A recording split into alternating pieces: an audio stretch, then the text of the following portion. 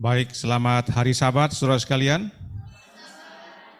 Kita patut bersyukur oleh karena setahun Tuhan telah pimpin dan pelihara kita hingga tiba di Sabat yang terakhir di tahun 2022. Hari sebenarnya tidak ada bedanya. Dari hari ke hari sama. Tetapi karena perhitungan waktu manusia terkesan ada beda. Hari ini hari terakhir, besok hari pertama di tahun yang baru. Padahal harinya sama saja, itu juga.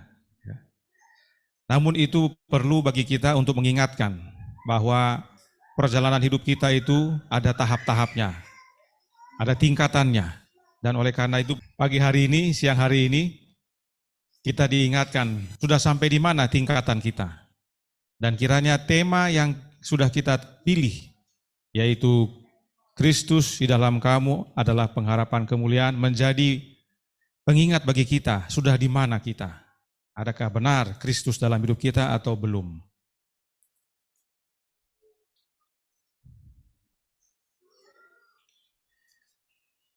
Kristus di dalam kamu, pengharapan kemuliaan, atau dalam bahasa Inggris Christ in you, the hope of glory, adalah kalimat yang sudah banyak mengetahui dan hafal, yang terdapat dalam Kolose 1 ayat 27.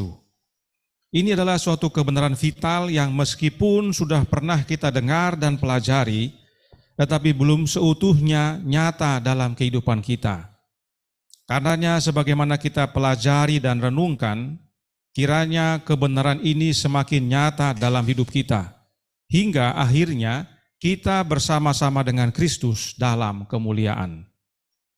Dan renungan pada pagi hari Sabat yang indah ini kita beri judul Rahasia yang Mulia.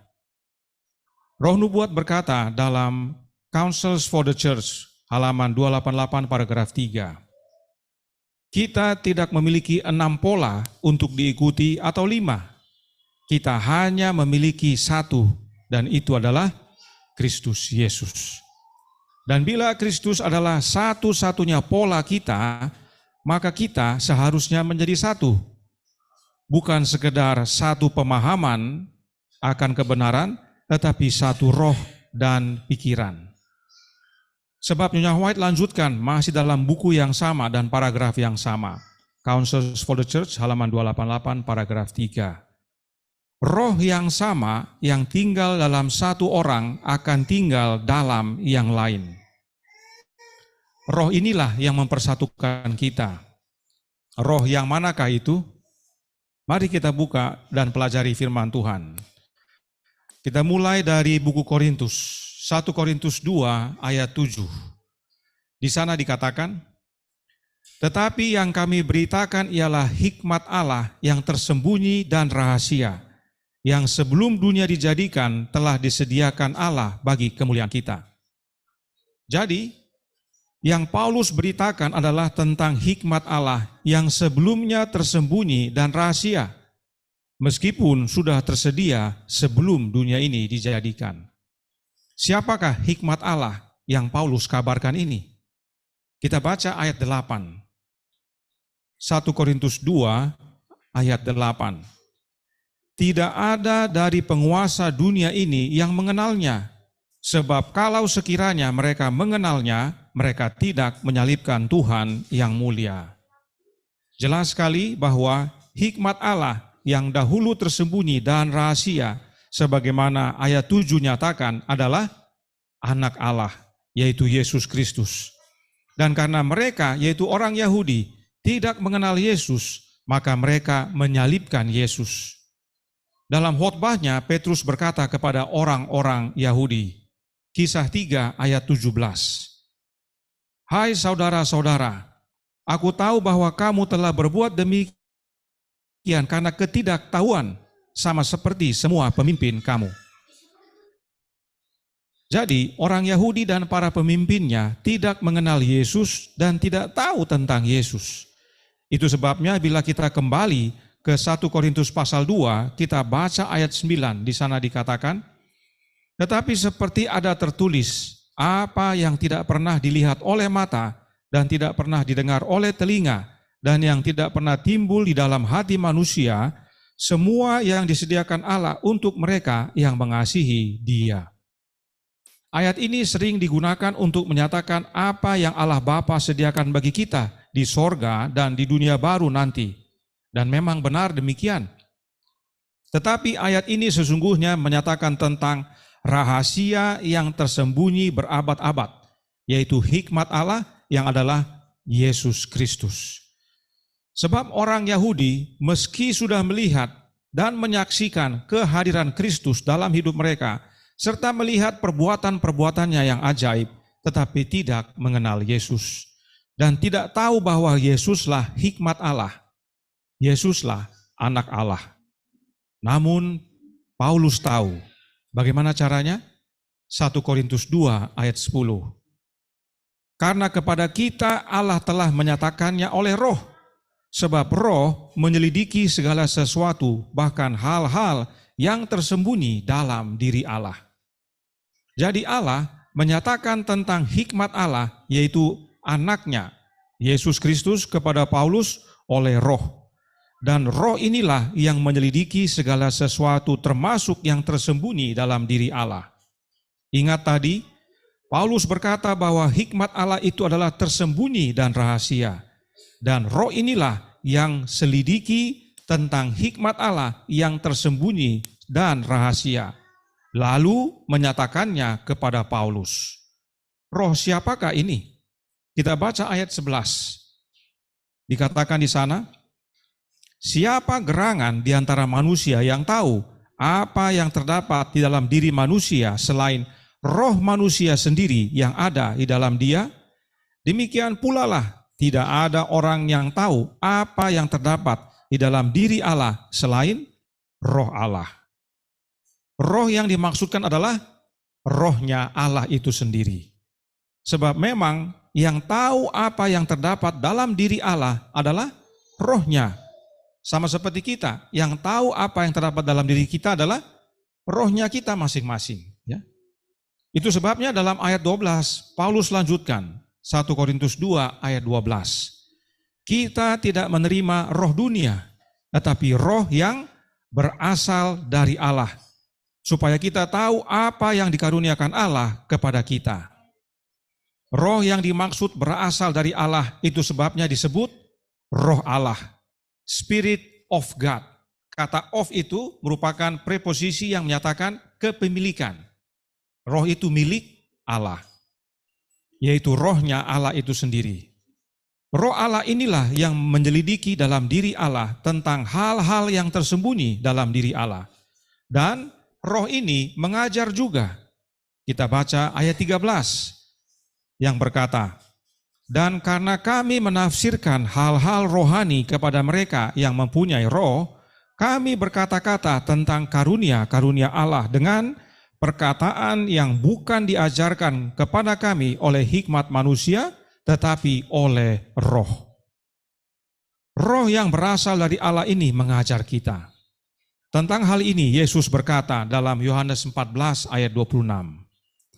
Tetapi penghibur, yaitu Roh Kudus, yang akan diutus oleh Bapa dalam namaku, dialah yang akan mengajarkan segala sesuatu kepadamu dan akan mengingatkan kamu akan semua yang telah kukatakan kepadamu. Roh yang berasal dari Allah ini mengajar kita. Demikian juga dengan roh yang diutus Bapa dalam nama Yesus yang akan mengajar kita. Artinya, Allah yang dimaksudkan adalah Allah Bapa, dan roh yang Bapa utus yang berasal dari Bapa adalah Roh Kudus yang disebut penghibur. Sebab memang Allah Bapa adalah sumber segala penghiburan. 2 Korintus 1 ayat 3 dan 4 berkata, terpujilah Allah, Bapa Tuhan kita, Yesus Kristus, Bapa yang penuh belas kasihan dan Allah sumber segala penghiburan, yang menghibur kami dalam segala penderitaan kami, sehingga kami sanggup menghibur mereka yang berada dalam bermacam-macam penderitaan dengan penghiburan yang kami terima sendiri dari Allah. Karenanya Roh Kudus yang disebut penghibur berasal dari Allah Bapa. Sebab memang roh tersebut keluar dari Bapa. Yesus berkata dalam Yohanes 15 ayat 26, "Jikalau penghibur yang akan kuutus dari Bapa datang, yaitu roh kebenaran yang keluar dari Bapa, ia akan bersaksi tentang aku." Jadi roh Allah itu adalah rohnya Bapa yang disebut Roh Kudus, yang disebut penghibur, yang disebut roh kebenaran. Ingat bahwa pada waktu Yesus menjelaskan tentang sang penghibur ini, yang Yesus mau perkenalkan adalah Bapanya. Sebab Filipus bertanya kepada Yesus, "Tunjukkanlah Bapa itu kepada kami, itu sudah cukup bagi kami." Oleh karena hal inilah Yesus mulai menjelaskan tentang Allah Bapa dengan menggunakan kiasan sang penghibur. Sebab memang segalanya berasal dari Bapa. 1 Korintus 8 ayat 6 berkata, "Namun bagi kita hanya ada satu Allah saja, yaitu Bapa, yang daripadanya berasal segala sesuatu, dan yang untuk Dia kita hidup. Dan satu Tuhan saja, yaitu Yesus Kristus, yang olehnya segala sesuatu telah dijadikan, dan yang karena Dia kita hidup." Jadi saudaraku dalam Tuhan, Allah Bapa itulah sumber segalanya, sebab semua berasal dari Dia, termasuk penghiburan. Tidak heran Roh Kudus yang adalah penghibur keluar dari Bapa. Dan satu-satunya jalan untuk kita menerima sang penghibur tersebut adalah Yesus Kristus yang adalah Tuhan kita. Itu sebabnya Yesus berkata dalam Yohanes 14 ayat 6. Kata Yesus kepadanya, "Akulah jalan dan kebenaran dan hidup. Tidak ada seorang pun yang datang kepada Bapa kalau tidak melalui aku." Yesus satu-satunya jalan kepada Bapa. Artinya, untuk menerima segala sesuatu yang dari Allah Bapa, kita perlu Yesus. Itu sebabnya Yohanes yang kekasih menuliskan dalam 1 Yohanes 2 ayat 23. "Sebab barang siapa menyangkal anak, ia juga tidak memiliki Bapa. Barang siapa mengaku anak, ia juga memiliki Bapa." Sebab memang hanya satu jalan kepada Bapa, yaitu anaknya yang tunggal, Yesus Kristus. Itu sebabnya Yesus pernah berkata kepada orang Yahudi dalam Yohanes 8 ayat 19. Dikatakan di sana, "Maka kata mereka kepadanya, 'Di manakah Bapamu?' Jawab Yesus, 'Baik aku maupun Bapakku tidak kamu kenal. Jikalau sekiranya kamu mengenal aku, kamu mengenal juga Bapakku.'" Yesus datang ke dunia ini untuk menyatakan Bapa, tapi umat pilihannya menolak Yesus. Dengan mereka menolak Yesus, mereka menolak Bapa. Dengan mereka tidak mau mengenal Yesus, maka mereka juga tidak mau mengenal Bapa. Ingat tadi Paulus katakan, tidak ada dari penguasa dunia ini yang mengenalnya. Sebab kalau mereka kenal Dia, mereka tidak menyalibkan Tuhan yang mulia.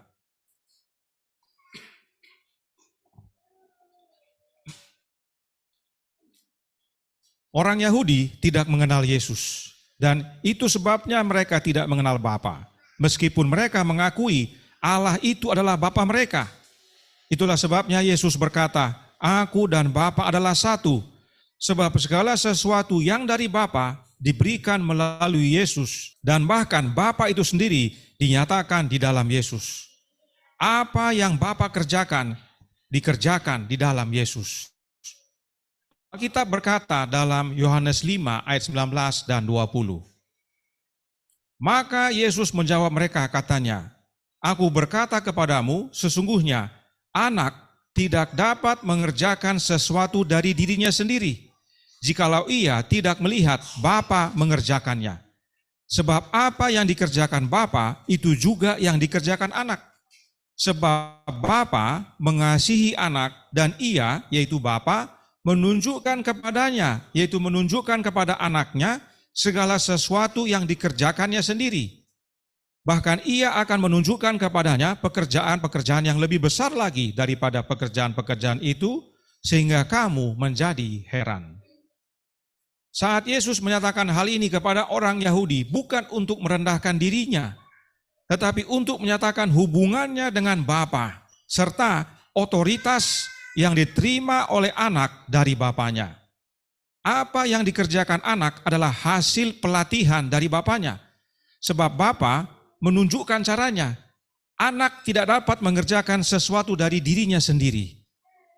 Bapa menunjukkan kepada anaknya segala sesuatu yang bapa kerjakan, supaya anak bisa kerjakan. Inilah otoritas yang bapa berikan kepada anaknya, bahwa bapalah yang mengajari anaknya untuk melakukan pekerjaan bapa. Bahkan bapa itu sendiri yang mengerjakannya di dalam anak.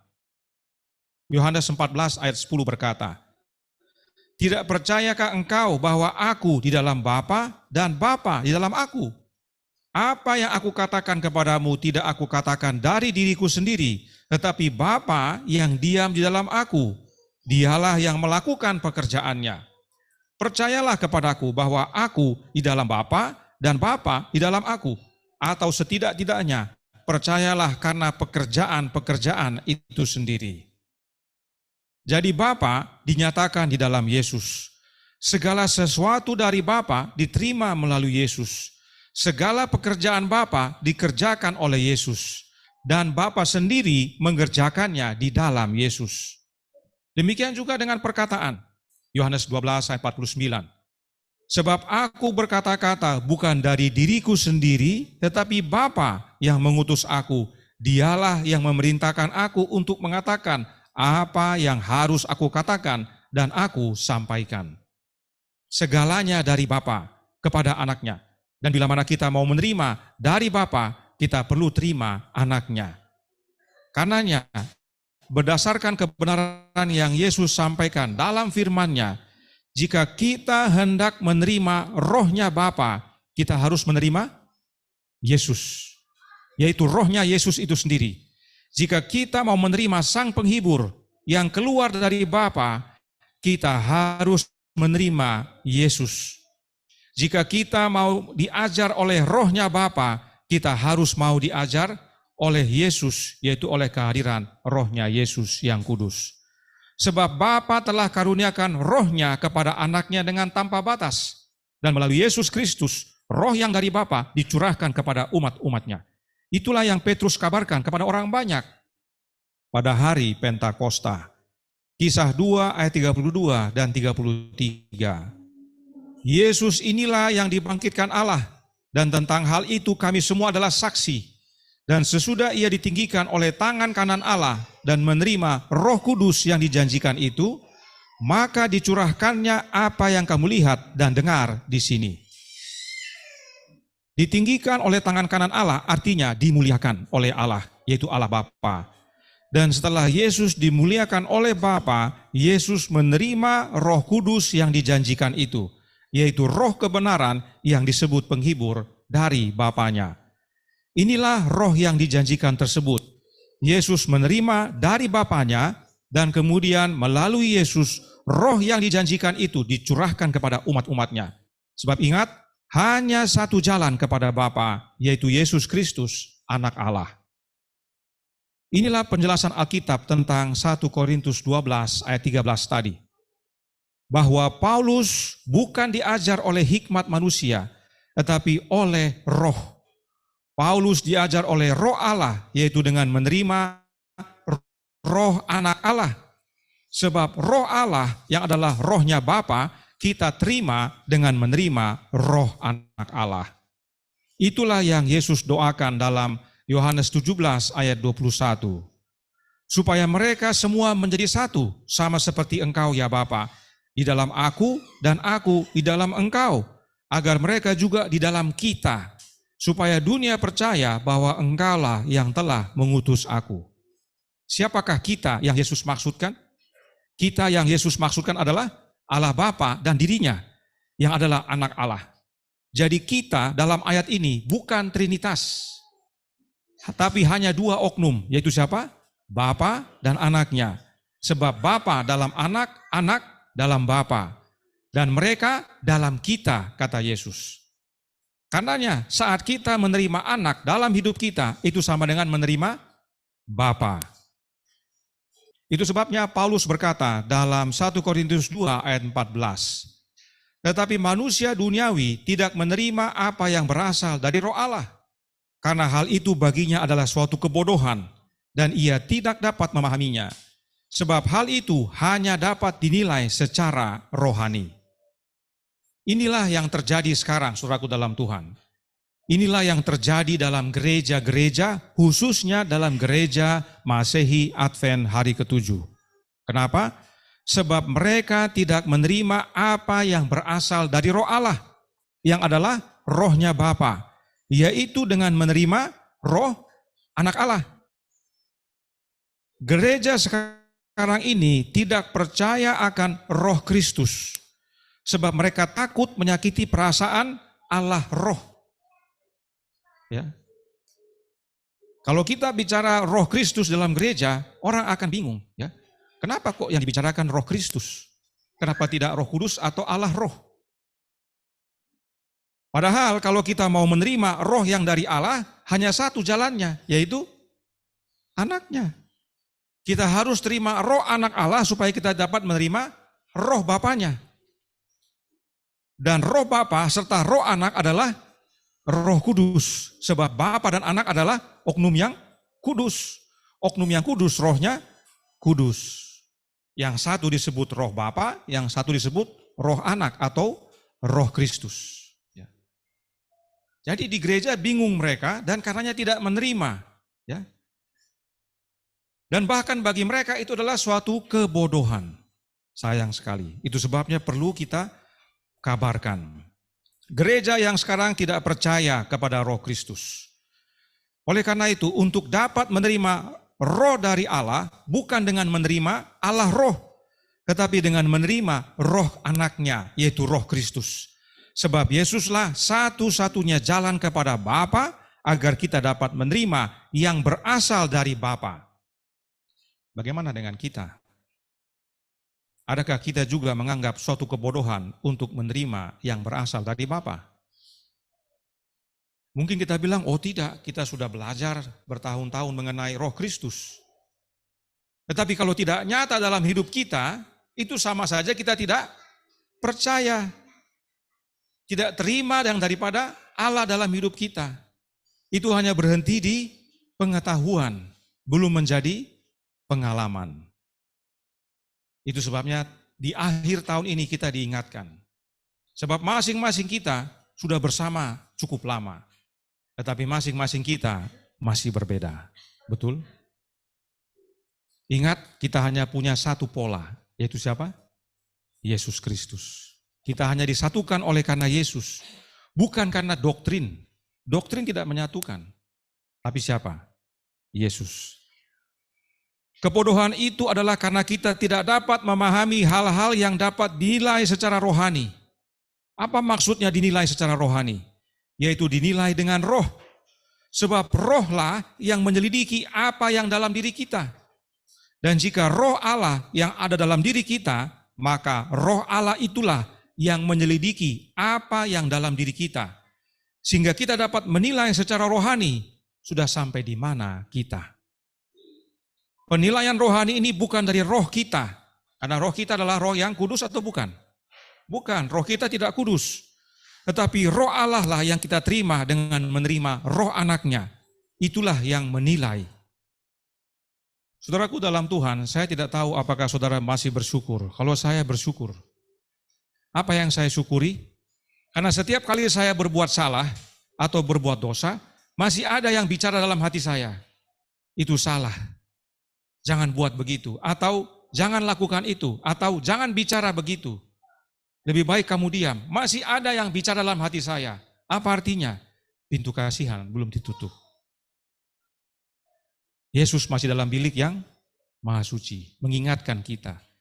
Coba mulai hari ini kita biasakan mendengar suara hati kita. Masih adakah suara itu yang ingatkan? Jangan, atau stop, atau diam. Kalau masih ada, bersyukur. Roh masih bekerja.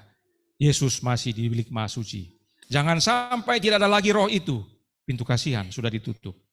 Kita tidak dengar lagi suara yang mengingatkan diri kita. Hal yang serupa disampaikan dalam 1 Korintus 2 ayat 16.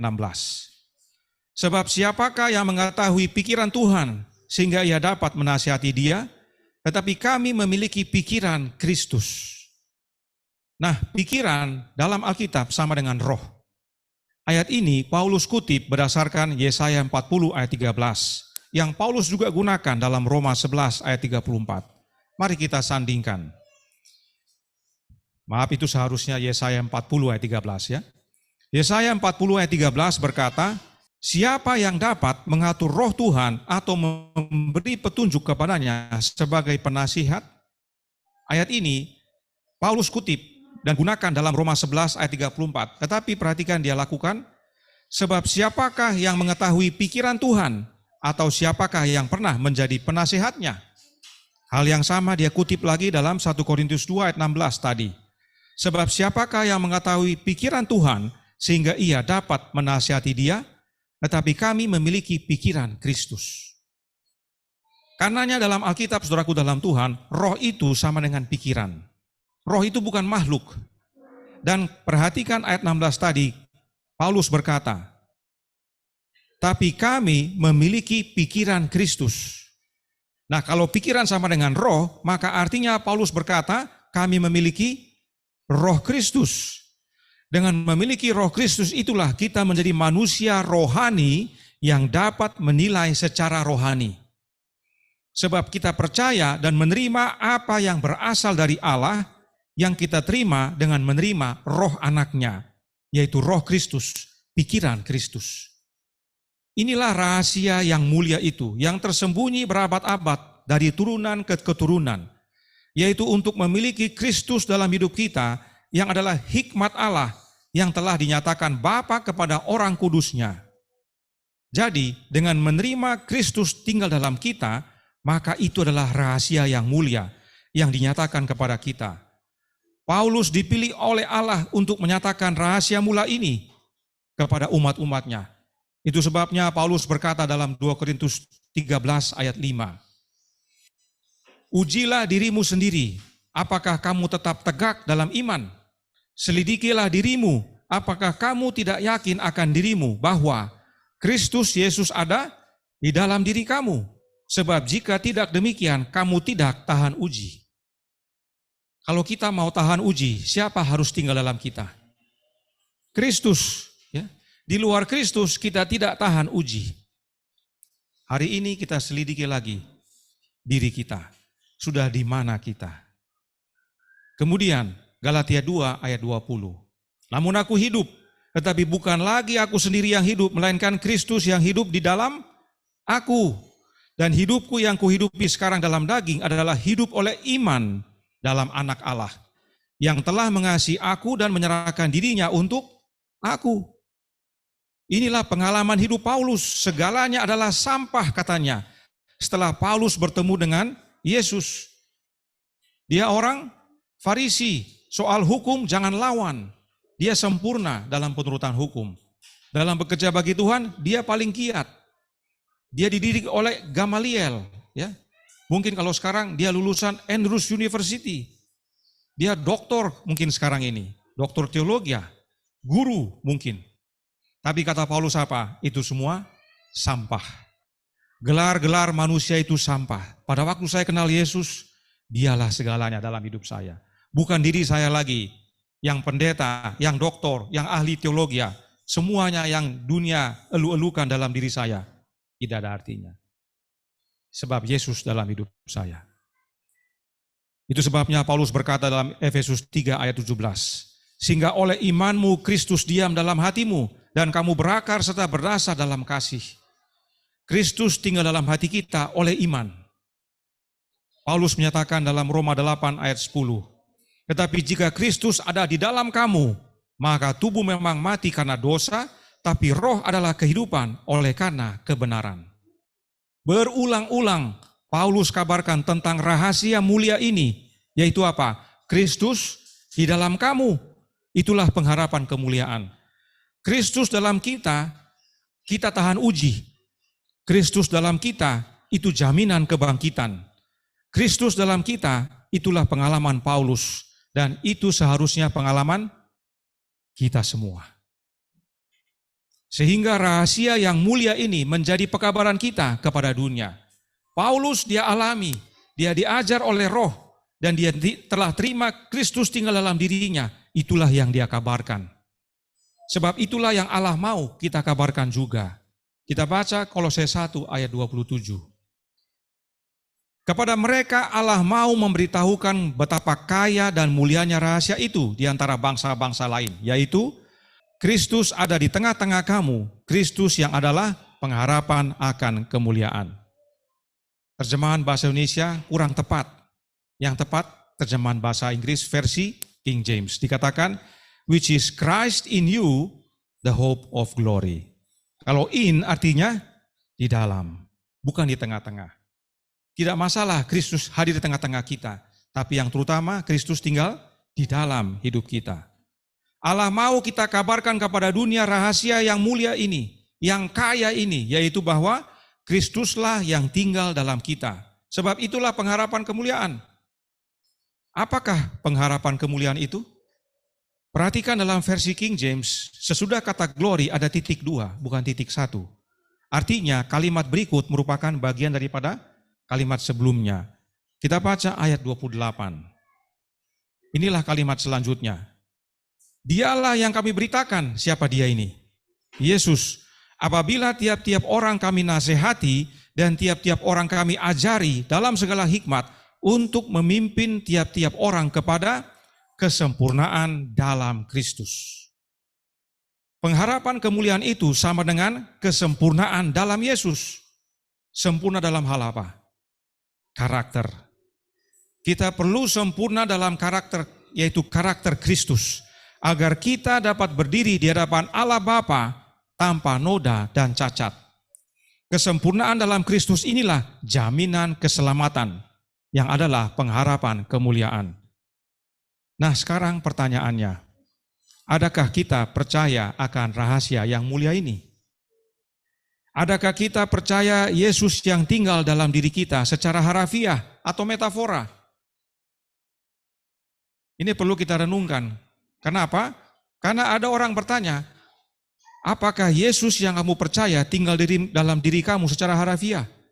Lalu saya bilang, ya, saya percaya secara harafiah. Oh, jika demikian, kamu percaya spiritisme. Sebab Yesus di sorga sedang melayani, tapi kamu percaya dia tinggal dalam diri kamu. Apakah kita percaya spiritisme? Akhirnya orang bilang, oh, dia tinggal secara metafora. Melalui apa? Oh, mungkin kuasanya, oh mungkin melalui hidupnya, dan sebagainya. Apakah benar demikian? Nanti sore kita lihat jawabannya. Tapi sementara itu, apa yang Paulus nyatakan berikut ini menolong kita. Nanti sore kita akan ikuti renungan tutup dan buka tahun, dan masih lanjutan mengenai Christ in you, the hope of glory. Kita akan lihat apakah Yesus hadir secara harafiah dalam hidup kita. Dan kalau benar, oleh apa? Perhatikan apa yang Paulus nyatakan dalam ayat 29. Kolose 1 ayat 29 dikatakan, itulah yang kuusahakan dan kupergumulkan dengan segala tenaga sesuai dengan kuasanya yang bekerja dengan kuat di dalam aku. Dalam terjemahan bahasa Indonesia dikatakan sesuai dengan kuasanya yang bekerja dengan kuat di dalam aku. Tetapi dalam versi King James dikatakan according to his working. Yang artinya sesuai dengan pekerjaannya, which worketh in me mightily, yang bekerja di dalam aku dengan dahsyat. Pekerjaan siapa yang Paulus maksudkan? Pekerjaan Kristus. Artinya Kristuslah yang bekerja dengan dahsyat dalam kehidupan Paulus. Sebab Paulus tadi katakan apa? Bukan aku lagi yang hidup, tapi Kristus yang hidup dalam aku. Dia yang bekerja dalam diri saya. Sama seperti Bapa bekerja dalam Kristus, demikian juga Kristus bekerja dalam Paulus. Maka dengan sendirinya siapa yang bekerja dalam Paulus? Bapa. Bapa hadir melalui anaknya, yaitu Immanuel. Paulus menutup dengan berkata, 2 Korintus 13 ayat 3. Karena kamu ingin suatu bukti bahwa Kristus berkata-kata dengan perantaran aku, dan ia tidak lemah terhadap kamu, melainkan berkuasa di tengah-tengah kamu. Kembali terjemahan bahasa Indonesia kurang tepat. Dalam versi King James dikatakan, Kristus yang berbicara di dalam Paulus. Christ speaking in me. Ya, Kristus yang bicara dalam Paulus. Ya. Apa yang Paulus sampaikan khususnya tentang rahasia yang mulia ini adalah perkataan Kristus yang ada dalam Paulus. Dan Kristus yang sama tidak lemah, tapi dengan dahsyat tinggal di dalam kita. Ya, dikatakan, which toward you is not weak, but is mighty in you. Ya. Yesus bekerja penuh dahsyat, penuh kuasa di dalam kita. Ya. Agar Kristus berbicara di dalam kita, bekerja di dalam kita. Kita diubahkan menjadi sempurna dengan Dia, dan kita kabarkan rahasia yang mulia ini, bahwa Christ in you, the hope of glory. Kristus di dalam kamu adalah pengharapan kemuliaan. Kiranya ini menjadi pengingat bagi kita semua. Kita memasuki tahun yang baru. Adakah benar Kristus dalam kita? Jika tidak, kita tidak tahan uji. Tuhan memberkati, saya bawa dalam nama Yesus. Amin. Mari kita berdoa. Bagian tempat ibadah boleh bertelut.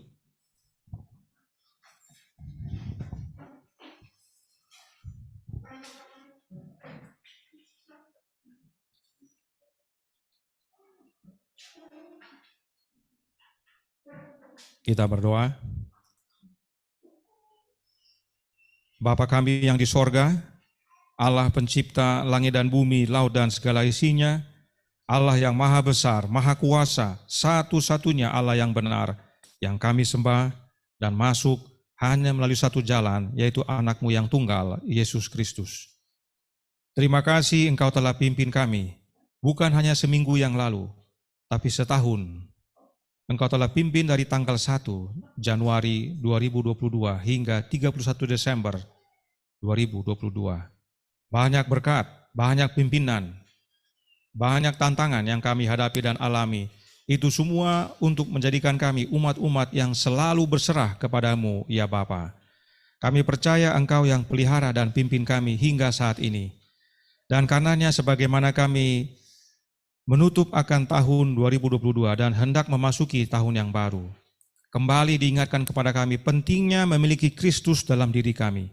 Sebagaimana Paulus, Engkau telah utus untuk mengabarkan rahasia yang mulia, yang kaya, bahwa Kristus di dalam diri kami itulah pengharapan kemuliaan, yaitu untuk memiliki karakter yang sempurna. Dan satu-satunya cara untuk memiliki karakter yang sempurna adalah dengan menerima Roh Kristus dalam hidup ini. Dan kiranya melalui kehadiran Roh-Mu ya Yesus, Engkau ubahkan kami dari hari demi hari hingga pada akhirnya saat Engkau datang kedua kali, yang kami percaya tidak lama lagi, boleh kami semua diselamatkan. Dan kami juga masih bersyukur bahwa hingga saat ini Engkau masih bekerja Yesus dalam diri kami. Kami masih merasakan panggilan suara-Mu, amaran daripada-Mu, nasihat daripada-Mu dalam hati ini, agar kami jangan jatuh, dan bila mana kami jatuh, Engkau masih melayani di bilik yang maha suci untuk memohon ampun kepada Bapa akan segala permohonan kami. Kami berterima kasih ya Bapa, terima kasih ya Yesus. Tapi janganlah kami lupa dan lalai, sebab waktunya semakin singkat dan kami tidak tahu kapan. Biarlah waktu yang ada kami gunakan untuk sungguh-sungguh menilik diri oleh kehadiran Roh-Mu ya Bapa melalui anak-Mu, sehingga kami tahu apa yang harus kami tinggalkan. Agar kami semua mempunyai satu pola, yaitu Yesus, dan dipersatukan di dalam Yesus. Saat ini kami masih berbeda, banyak perbedaan dalam hidup ini, kecil-kecil tampaknya, tapi bila mana tidak dibereskan akan menjadi permasalahan.